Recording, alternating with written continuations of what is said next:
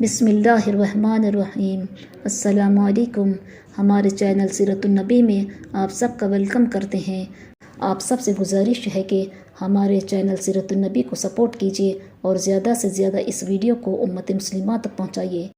بسم اللہ الرحمن الرحیم۔ یحییٰ بن معاذ رضی اللہ تعالیٰ عنہ کہتے ہیں کہ آدمی بیچارہ اگر جہنم سے اتنا ڈرنے لگے جتنا تنگ دستی سے ڈرتا ہے تو سیدھا جنت میں جائے۔ ابو سلیمان درانی رحمۃ اللہ علیہ کہتے ہیں کہ جس دل سے اللہ کا خوف جاتا رہتا ہے وہ برباد ہو جاتا ہے۔ حضور صلی اللہ علیہ وسلم کا ارشاد ہے کہ جس آنکھ سے اللہ کے خوف کی وجہ سے ذرا سا آنسو خواہ مکھی کے سر کے برابر ہی کیوں نہ ہو نکل کر چہرے پر گرتا ہے، اللہ تعالیٰ اس چہرے کو آگ پر حرام فرما دیتا ہے۔ حضور صلی اللہ علیہ وسلم کا ایک اور ارشاد ہے جب مسلمان کا دل اللہ کے خوف سے کانپتا ہے تو اسے گناہ ایسے جھڑتے ہیں جیسے درختوں سے پتے جھڑتے ہیں۔ میرے نبی صلی اللہ علیہ وسلم کا ایک اور ارشاد ہے کہ جو شخص اللہ کے خوف سے روئے اس کا آگ میں جانا ایسا ہی مشکل ہے جیسا دودھ کا تھنوں میں واپس جانا۔ حضرت عقبہ بن عامر رضی اللہ تعالیٰ عنہ ایک صحابی ہیں۔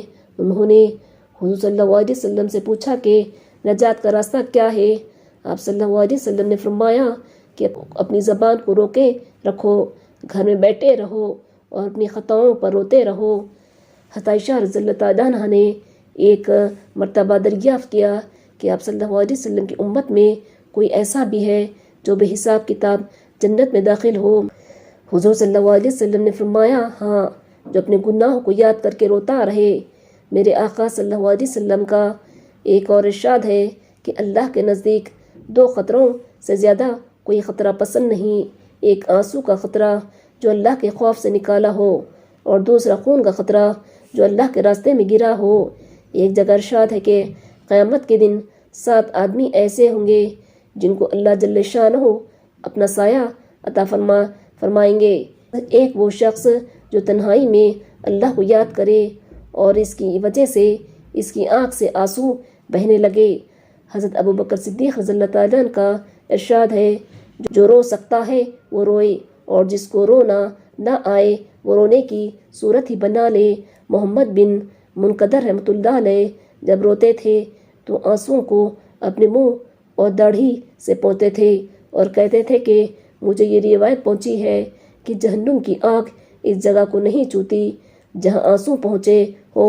ثابت بنانی رحمۃ اللہ علیہ کی آنکھیں دکھنے لگی۔ طبیب نے کہا کہ ایک بات کا وعدہ کر لو، آنکھ اچھی ہو جائے گی کہ رویا نہ کرو۔ کہنے لگے آنکھ میں کوئی خوبی ہی نہیں اگر وہ روئے نہیں۔ یزید بن مسائرہ رحمۃ اللہ علیہ کہتے ہیں کہ رونا 7 وجہ سے ہوتا ہے: خوشی سے، جنون سے، ڈر سے، گھبراہٹ سے، دکھلاوے سے، نشے سے اور اللہ کے خوف سے۔ یہی ہے وہ رونا کہ اس کا ایک آنسو بھی آگ کے سمندروں کو بجھا دیتا ہے۔ کعب بن احبار رضی اللہ تعالیٰ عنہ کہتے ہیں کہ اس ذات کی قسم جس کے قبضے میں میری جان ہے کہ اگر میں اللہ کے خوف سے روؤں اور آنسو میرے رخسار پر بہنے لگے یہ مجھے اس سے زیادہ پسند ہے کہ پہاڑ کے برابر سونا صدقہ کروں۔ ان کے علاوہ اور بھی ہزاروں ارشادات ہیں جن سے معلوم ہوتا ہے کہ اللہ کی یاد میں اپنے گناہوں کی فکر میں رونا کیمیا ہے اور بہت ہی ضروری اور مفید ہے، اور اپنے گناہوں پر نظر کر کے یہی حالت میں ہونا چاہیے۔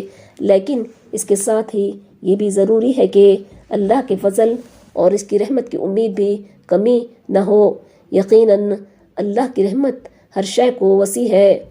حضرت عمر رضی اللہ تعالیٰ عنہ کا ارشاد ہے کہ اگر قیامت میں یہ اعلان ہو کہ ایک شخص سوا سب کو جہنم میں داخل کرو تو مجھے اللہ کی رحمت سے یہ امید ہے کہ وہ شخص میں ہی ہوں، اور اگر یہ اعلان ہو کہ ایک شخص کے سوا سب کو جنت میں داخل کرو تو مجھے اپنے اعمال سے یہ خوف ہے کہ وہ شخص میں ہی نہ ہوں۔ اس لیے دونوں چیزوں کو علیحدہ علیحدہ سمجھنا اور رکھنا چاہیے۔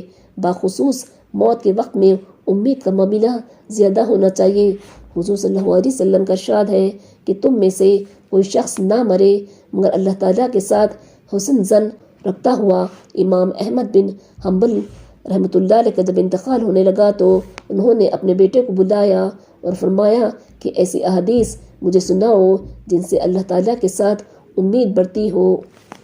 اس ویڈیو کو لائک شیئر کریے اور سبسکرائب کریے۔